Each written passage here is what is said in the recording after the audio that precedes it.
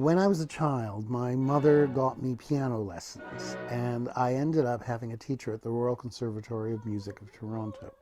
So every Tuesday afternoon, she would get me out of school early, and she would take me to the conservatory, and my lesson was at 4, right, from 4 to 5. So while I was in having my lesson at starting at 4, around 4:15 or 4:20, a young girl would turn up who was 16 and taking opera lessons, singing. And she really, really hated being a singer of opera. She wanted to be a jazz singer. And her parents were Greek, and they had a Greek restaurant. And she used to sing in the restaurant, and that's what she loved. But her mother was making her take opera. And my mother would talk to her, and she would say, now, dear, I think you should carry on, and it sounds wonderful. Go be an opera singer, and so on. And they became friends. Now, I never met her because she went in at 4:30 to her lesson, right? But a few years later, when I was a teenager, my mother said, "Oh, you remember that young girl? She's making her debut as Madame Butterfly, and I'm getting us tickets for the Canadian Opera Company." So I said, "Fine," and we went and saw Madame Butterfly, and then went backstage afterwards to see her. Now, the singer, I don't know if you will have heard of her, was Teresa Stratus.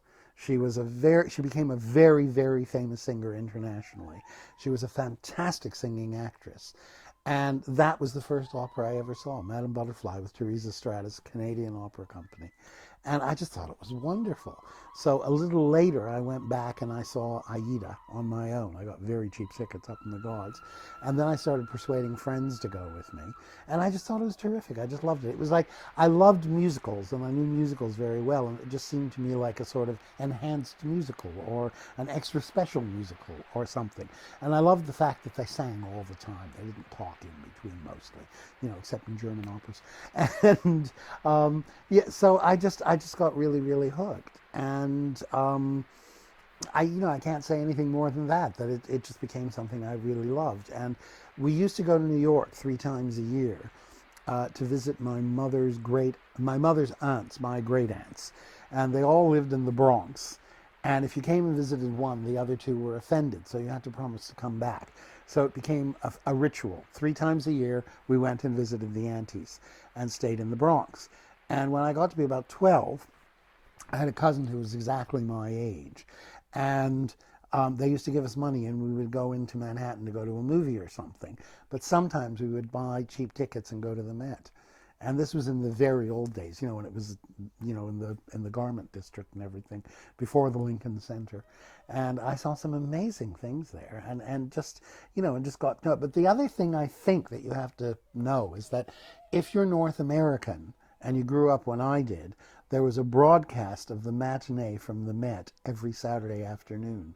And it was a very common thing in many households to have one room where the radio was on with the Met broadcast, another room where the television was on, and you were watching the local baseball game or something, and you just sort of wandered between them. And there wasn't that, certainly in places like New York, Toronto, Chicago, Los Angeles, there wasn't that split that somehow opera is terribly elitist and snotty and it's only for the very rich or anything.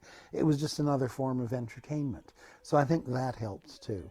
But I got very, very hooked on it. And then a friend of mine had an older brother who absolutely loved opera. And he introduced us when we were about 17 or 18 to the voice of Joan Sutherland. And we all went bananas over Joan Sutherland, and everyone rushed out and bought her new recording, new then, of La Traviata and things like that. So it just sort of stuck. And then when I came to Oxford to study, I discovered how easy it was to just get on a train and go to London and see an opera. And all the things that I'd been hearing on disc or hearing about or couldn't get to for whatever reason just suddenly seemed to be there. So I started going to Covent Garden and to the Sadler's Wells, as it then was, very, very regularly. So I have a whole list of things I can tell people I saw that are quite historic now. Well, I've been going to the opera since I was a student, which is more years ago than I care to remember. I was introduced to opera through performing at school, and we went to a couple when I was at school, and I continued to go to opera when I was a student. There were a lot more opportunities when I was a student in Manchester.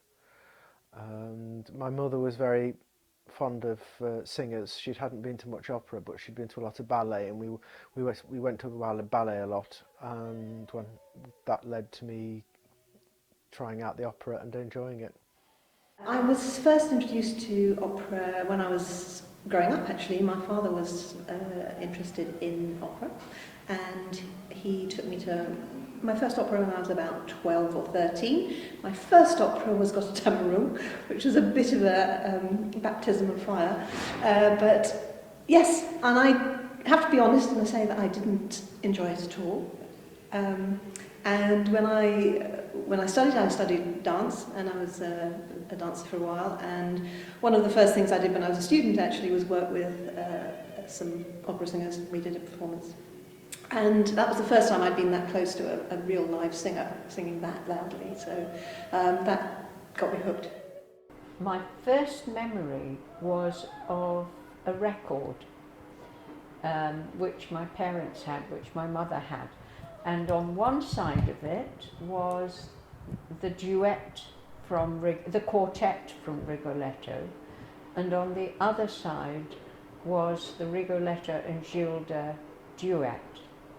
And I used to play that over and over again.